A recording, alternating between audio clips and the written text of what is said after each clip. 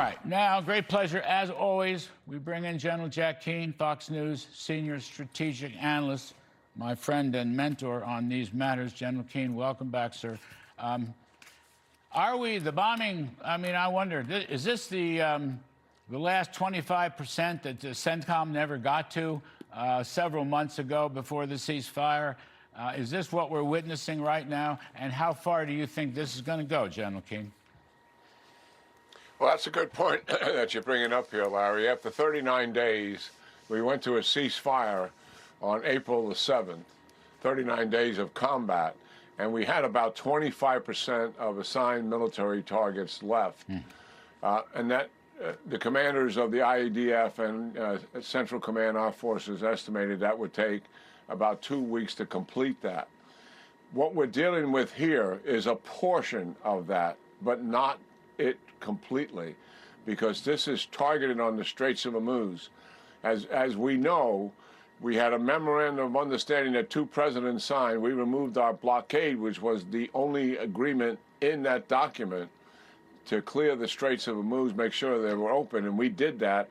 And the Iranians violated the deal and began to attack shipping and continued to interfere with the Straits. And it's really understandable from their perspective. They see this as a strategic asset. It gives them leverage. Their nuclear enterprise, obviously, the pursuit of it has always given them leverage, but most of it is under a mountain of rubble. And this is what gives them leverage currently over the Gulf states, distribution of oil in the region, and they're unlikely to give it up. And that is why we're fighting the Battle of Hormuz right now. Some of these targets were in that target list, to be sure, but the target list goes way beyond the Straits of Hormuz in terms of leadership, IRGC organization, national infrastructure beyond the bridges we're talking about here, Carg Island, distribution of oil itself and energy. So that is a much more comprehensive target list. The mission the commanders have here is to complete this mission, open up the Straits of Hormuz, and isolate Iran as much as possible, and use this to bend them to our will. I doubt that's going to happen. I'm skeptical. We have complete evidence to prove that. You and I have said many times the Iranians lie to us, they cheat, they tell us what we want to hear, and then they don't deliver. And we also said, even if they sign a document, they likely will not comply. And now we have the evidence of that, quite stunning. Within days of their president signing the document, they violated it. And that is what has brought us to this point. President Trump is not fooling around here. He's the only president in a 47-year history that has taken consequential action against this regime. They violated a document that he signed as well, and now they're paying the price for that. I don't believe negotiations will get us back to where we need to be. That's the president's decision. He can make those assessments based on how we're doing with the conditions and opening up the Straits of Hormuz, which we have a little while to go before we complete it. Well, I tell you, I don't know. Surely I don't know. But I think the president himself is crossing the Rubicon. I think he understands the things you just mentioned and the unreliability of anything to do with the IRGC. Pieces of paper mean nothing to them. They're going to backtrack on every single promise. So I think the bombing is essential. I think he's looking hard at invading Carg Island. It's a Venezuela-like takeover of their oil and their whole economic capability. It can be done. We've had you yourself and other military experts have said it can be done.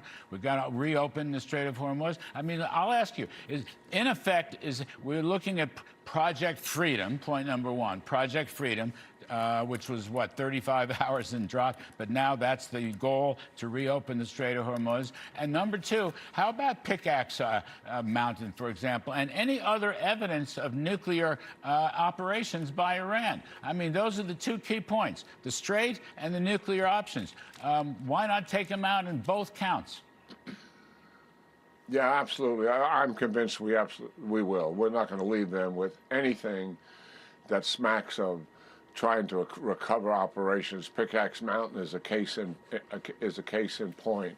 The concerns I have, Larry, going forward are deal with a couple things. One, the Gulf states put pressure on our president through the mediators of Pakistan and Qatar. And by the way, those two countries are absolutely compromised in how much they favor Iran and play both sides, the United States and Iran, despite the fact that we have good relationships with their leaders, their history and their involvement in complicity here is indisputable facts.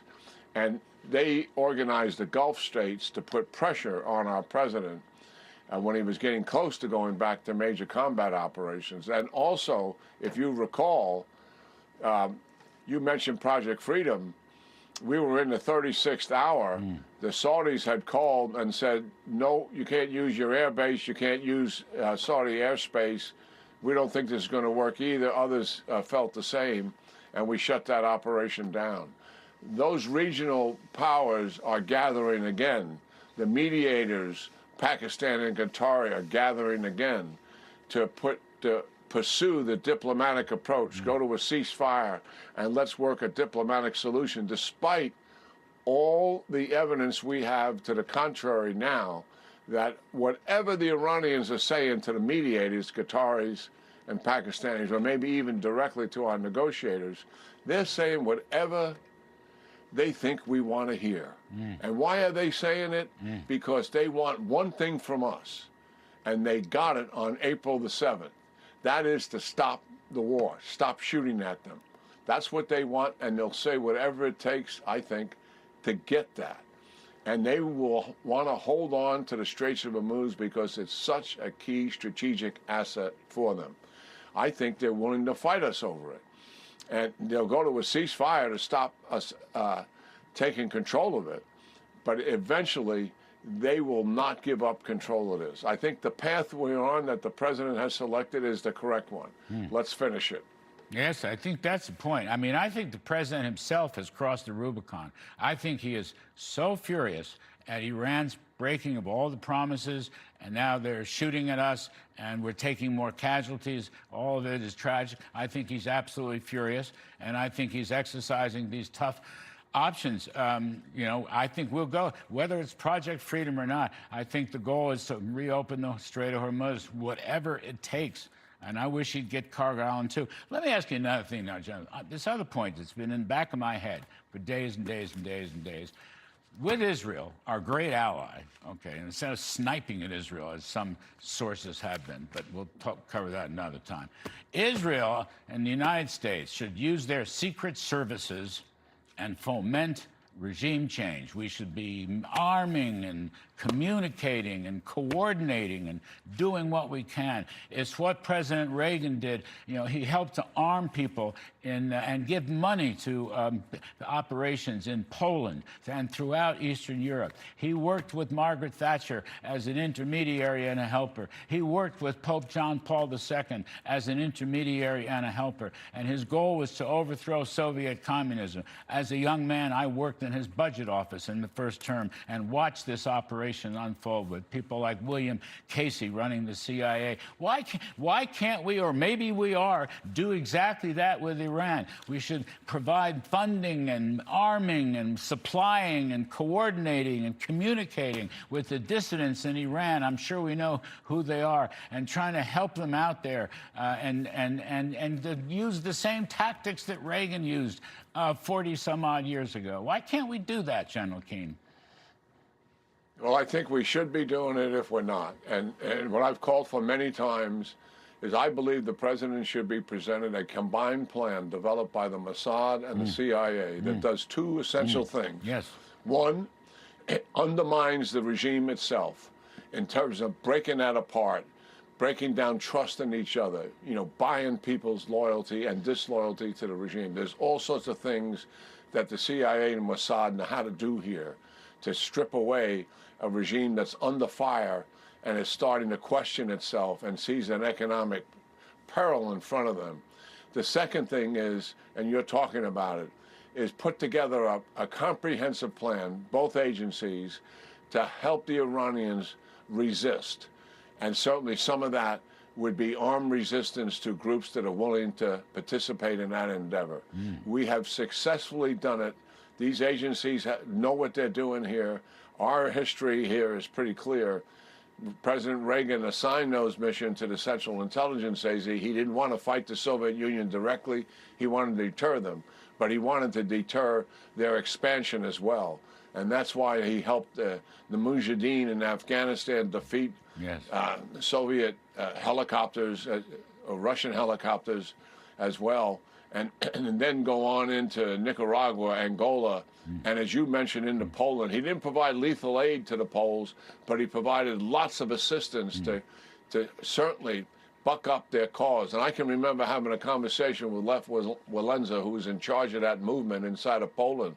And years later, he is still describing in tears in front of me what it felt like to have Reagan's voice being amplified among his movement in terms of his support for what they were doing. It gave them the moral will and physical courage to go forward with that movement. Yes, leadership and covert operations here together can be a very, very powerful tool in addition to what Secretary Bessent is doing, in addition to the naval blockade, in addition to what kinetic operations by IDF and the United States combined could do if we go back into major combat operations. You put it all together, and you put this regime on a pathway to collapse and eventually replacement. History requires it, General Keane. History requires it. Freedom requires it, as you know well. And I'm, always pleased to talk to you about it. But hopefully these ideas will be consummated in one way or another. I got to leave it there, sir. General Jack Keane, as always, thank you ever so much for coming on. We appreciate it.